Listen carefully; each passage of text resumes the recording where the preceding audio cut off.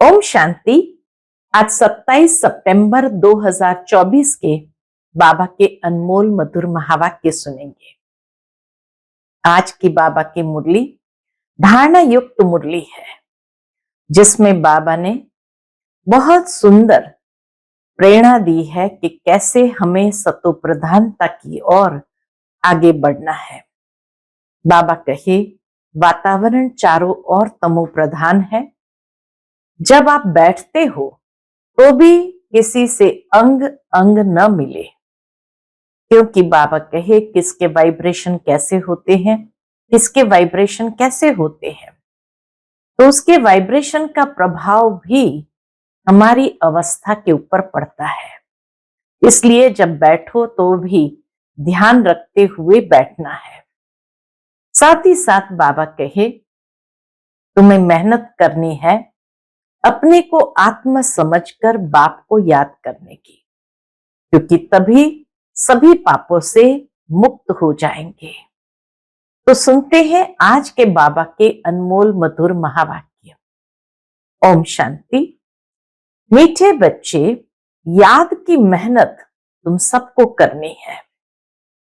तुम अपने को आत्म समझ मुझ बाप को याद करो तो मैं तुम्हें सब पापों से मुक्त कर दूंगा।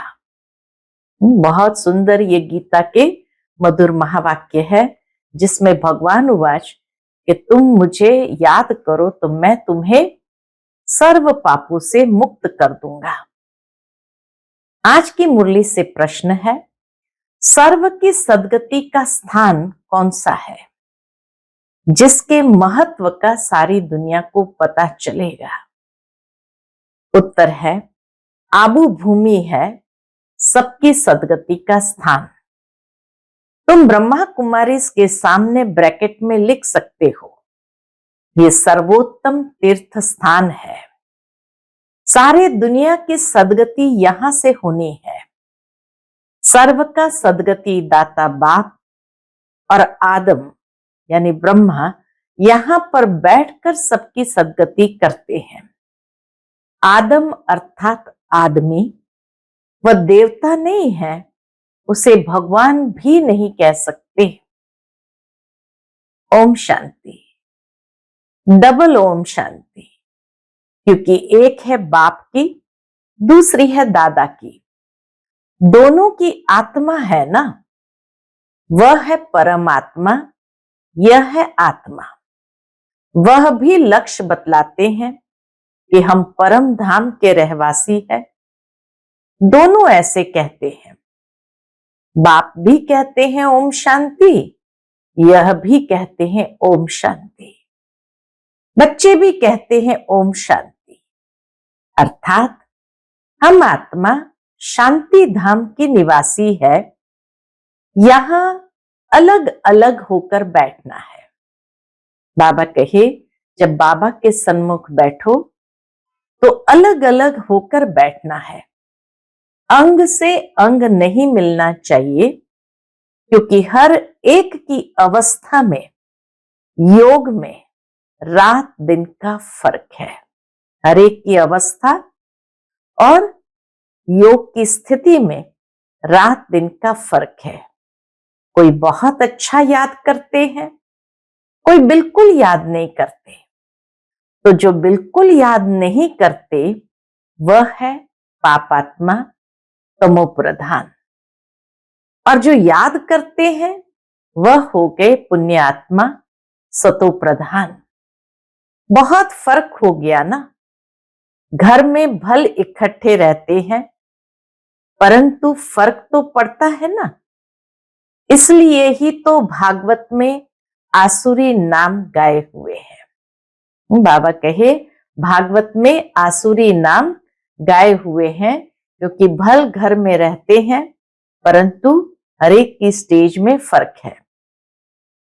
इस समय की ही बात है। बाप बैठ बच्चों को समझाते हैं। यह है ईश्वरीय चरित्र। बाबा जो हम बच्चों को सिखाते हैं वह है ईश्वरीय चरित्र, जो भक्ति मार्ग में गाते हैं। सतयुग में तो कुछ भी याद नहीं रहेगा। सब भूल जाएंगे। बाप अभी ही शिक्षा देते हैं। सतयुग में तो ये बिल्कुल भूल जाते हैं। फिर द्वापर में शास्त्र आदि बनाते हैं और कोशिश करते हैं राजयोग सिखलाने की, परंतु राजयोग तो सिखा न सके।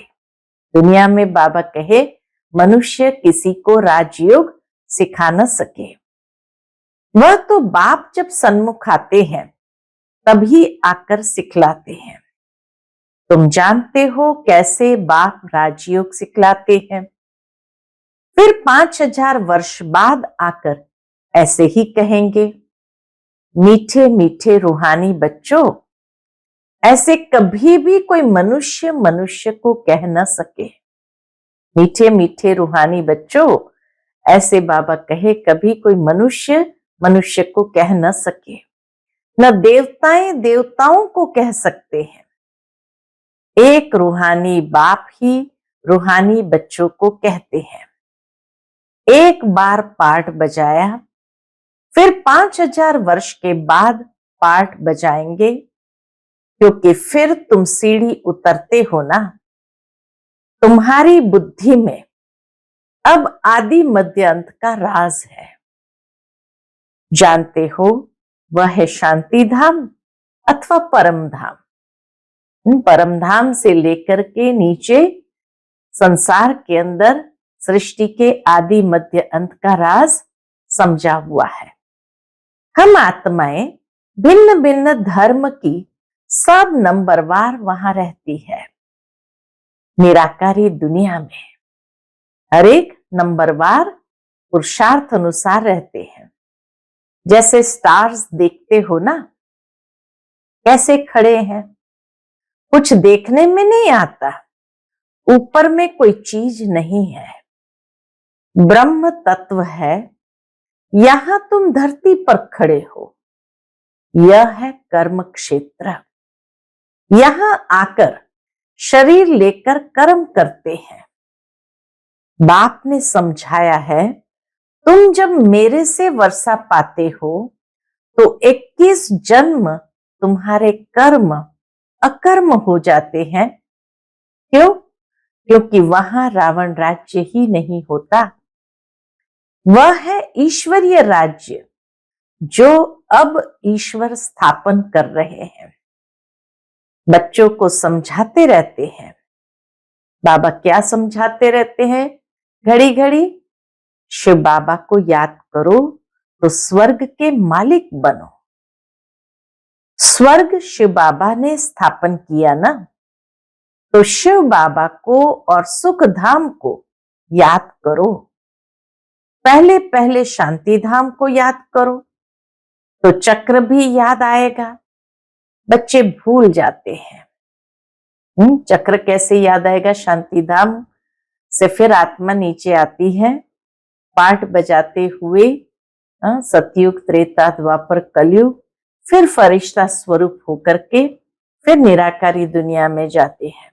इसीलिए बाबा कहे पहले पहले शांति धाम को याद करो तो चक्र भी याद आएगा।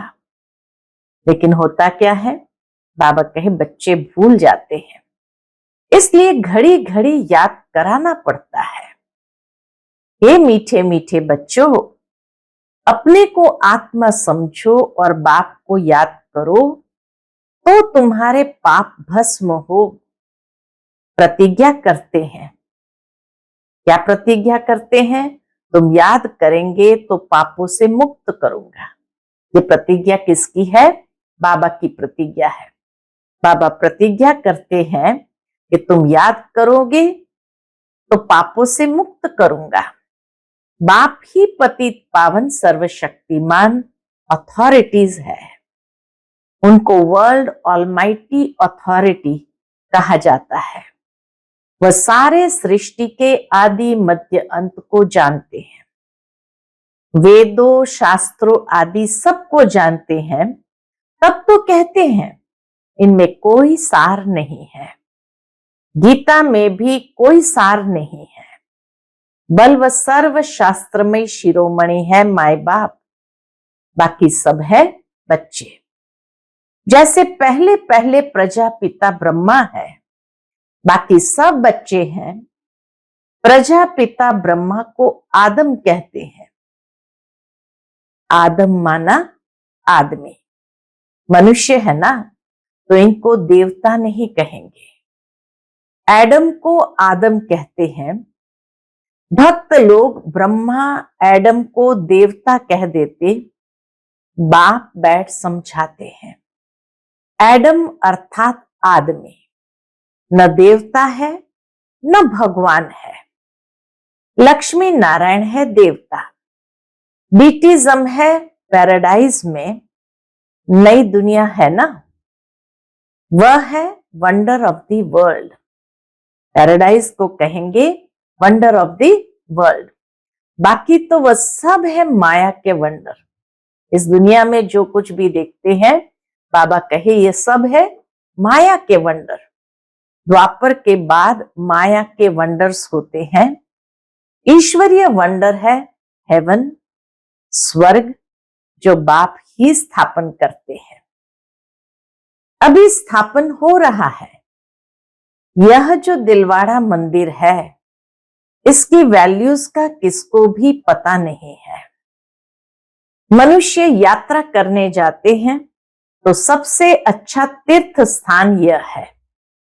तुम लिखते हो ना, ब्रह्मा कुमारी ईश्वरीय विश्वविद्यालय आबू पर्वत, तो ब्रैकेट में यह भी लिखना चाहिए सर्वोत्तम तीर्थ स्थान, क्योंकि तुम जानते हो सर्व की सदगति यहां से होती है।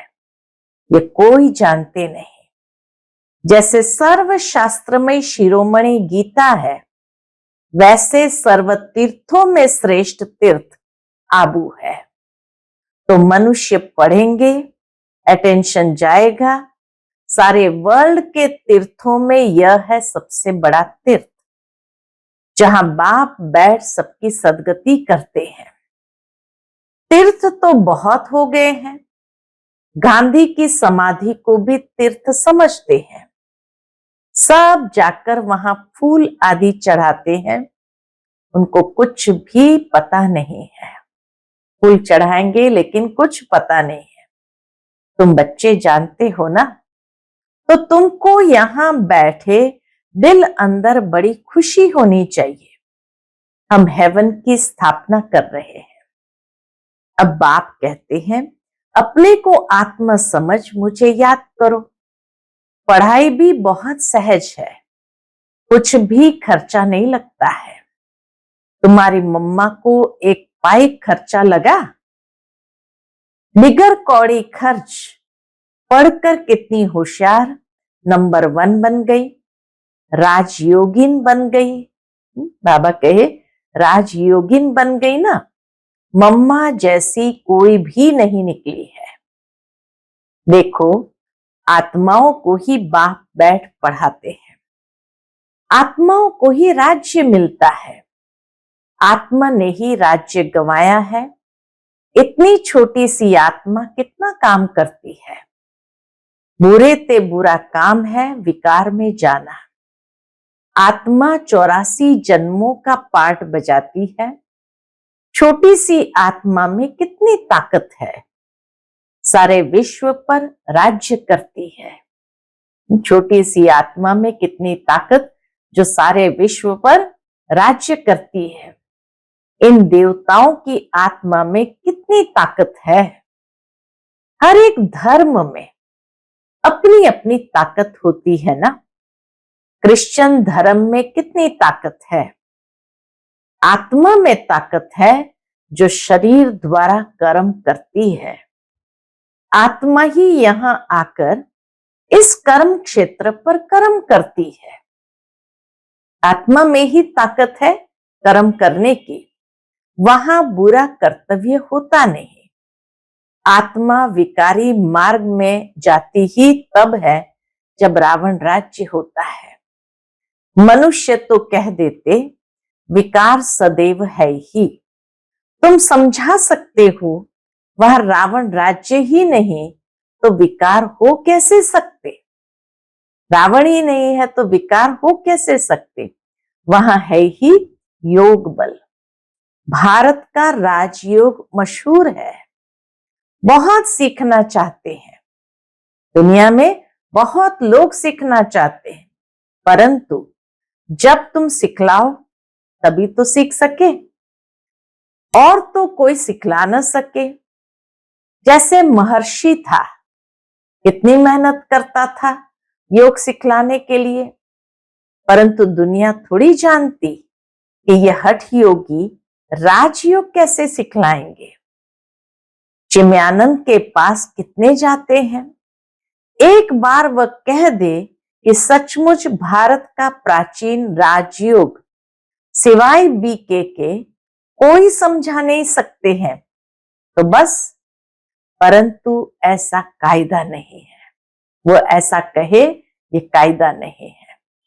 जो अभी यह आवाज हो, बाबा कहे अभी समय भी नहीं है, कायदा भी नहीं है, जो अभी यह आवाज हो सब थोड़ी समझेंगे, बड़ी मेहनत है, महिमा भी होगी पिछाड़ी में। कहते हैं ना, अहो प्रभु, अहो शिव बाबा, आपकी लीला। अभी तुम समझते हो, तुम्हारे सिवाय बाप को सुप्रीम बाप, सुप्रीम टीचर, सुप्रीम सतगुरु और कोई समझते नहीं। यहां भी बहुत है जिनको चलते चलते माया हैरान कर देती है तो बिल्कुल बेसमझ बन पड़ते हैं। बड़ी मंजिल है, युद्ध का मैदान है, इसमें माया विघ्न बहुत डालती है। वह लोग विनाश के लिए तैयारी कर रहे हैं। दुनिया के लोग बाबा कहे विनाश के लिए तैयारी कर रहे हैं। तुम यहां 5 विकारों को जीतने के लिए पुरुषार्थ कर रहे हो।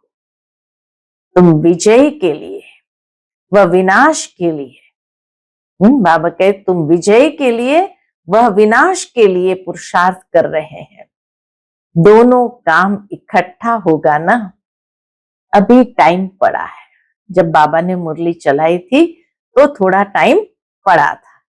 हमारा राज्य थोड़ी स्थापन हुआ है, राजाएं प्रजा अभी सब बनने हैं।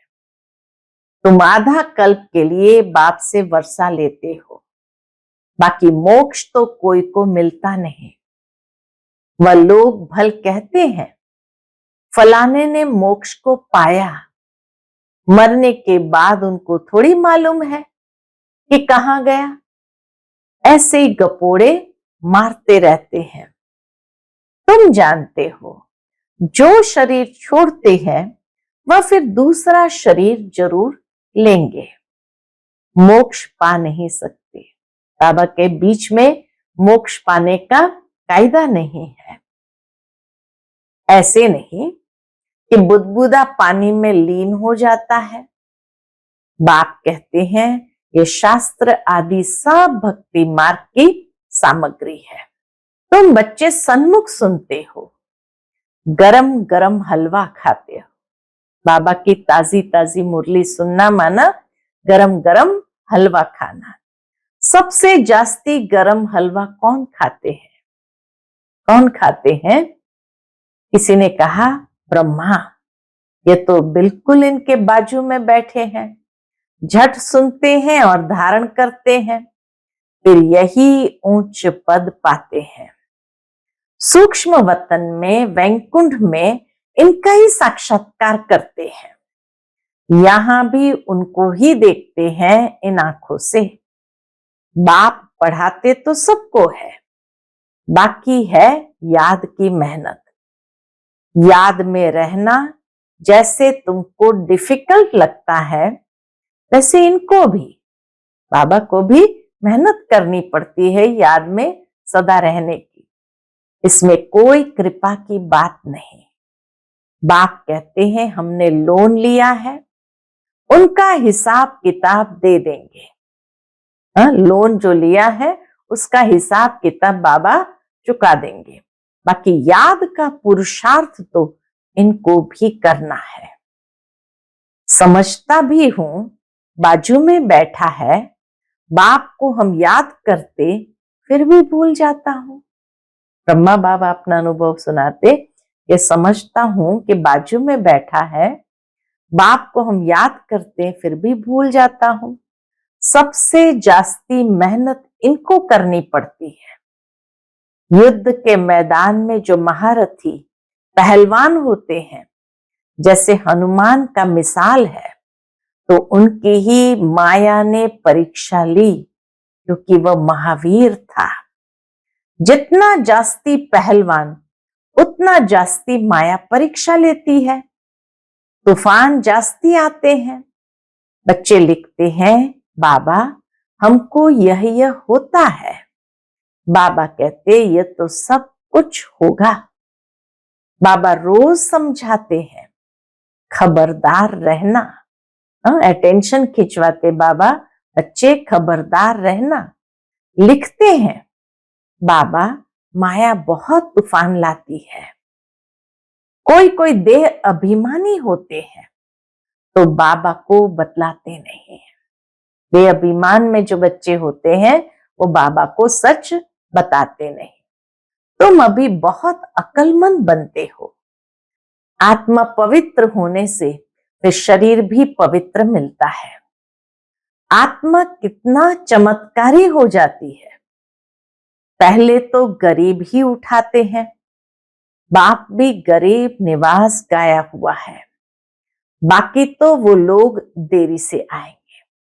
दूसरे लोग बाबा कहे देरी से आएंगे, तुम समझते हो। बाकी वो लोग देरी से आएंगे मतलब शाहूकार लोग देरी से आएंगे, उनका पार्ट लास्ट में होगा। तुम समझते हो, जब तक भाई बहन नहीं बने हैं तो भाई भाई कैसे बनेंगे। प्रजापिता ब्रह्मा की संतान तो भाई बहन ठहरे ना। फिर बाप समझाते हैं, भाई भाई समझो। यह है पिछाड़ी का संबंध। फिर ऊपर भी भाइयों से जाकर मिलेंगे। फिर सतयुग में नया संबंध शुरू होगा। वहां पर साला, चाचा, मामा आदि बहुत संबंध नहीं होते हैं। एक लड़का एक लड़की होंगे तो चाचा नहीं होगा, मौसी नहीं होंगी, चाची नहीं होंगी। बाबा कहे कई संबंध नहीं होते हैं। संबंध बहुत हल्का होता है, फिर बढ़ता जाता है। अब तो बाप कहते हैं भाई बहन भी नहीं, भाई भाई समझना है। नाम रूप से भी निकल जाना है। बाप भाइयों यानी आत्माओं को ही पढ़ाते हैं। प्रजापिता ब्रह्मा है तब भाई बहन है ना। श्री कृष्ण तो खुद ही बच्चा है, वह कैसे भाई भाई बनाएगा। गीता में भी यह बातें नहीं है। यह है बिल्कुल न्यारा ज्ञान। बाबा कहे यह है बिल्कुल न्यारा ज्ञान। ड्रामा में सब नून है। एक सेकंड का पार्ट न मिले दूसरी सेकंड से। कितने मास, कितने घंटे, कितने दिन पास होने हैं, फिर 5000 वर्ष के बाद ऐसे ही पास होंगे। कम बुद्धि वाले तो इतनी धारणा कर न सके, इसलिए बाप कहते हैं यह तो बहुत सहज है। अपने को आत्मा समझो, बेहद के बाप को याद करो। पुरानी दुनिया का विनाश भी होना है। बाप कहते हैं मैं आता ही तब हूं जबकि संगम है। संगम पर ही बाबा को आना है। तुम ही देवी देवता थे, ये जानते हो। जब इनका राज्य था तब और कोई धर्म नहीं था। जब लक्ष्मी नारायण का राज्य था तो और कोई धर्म नहीं था। अभी तो इन्हों का राज्य है नहीं, इसलिए कितने अनेक धर्म हो गए। तो बाबा कहे तुम अभी सब कुछ समझते हो। अच्छा, मीठे मीठे सिकिलते बच्चों प्रति माता पिता बाप दादा का याद प्यार और गुड मॉर्निंग। रूहानी बाप की रूहानी बच्चों को नमस्ते। हम सभी रूहानी बच्चों की रूहानी माता पिता बाप दादा को याद प्यार, गुड मॉर्निंग और नमस्ते नमस्ते। शुक्रिया बाबा, शुक्रिया। आज की मुरली से धारणा के लिए मुख्य सार है। पहली पॉइंट, अब पिछाड़ी का समय है, वापस घर चलना है, इसलिए अपनी बुद्धि नाम रूप से निकाल देनी है। हम आत्मा भाई भाई है, यह अभ्यास करना है। देह अभिमान में नहीं आना है। दूसरी पॉइंट, हर एक की अवस्था और योग में रात दिन का फर्क है।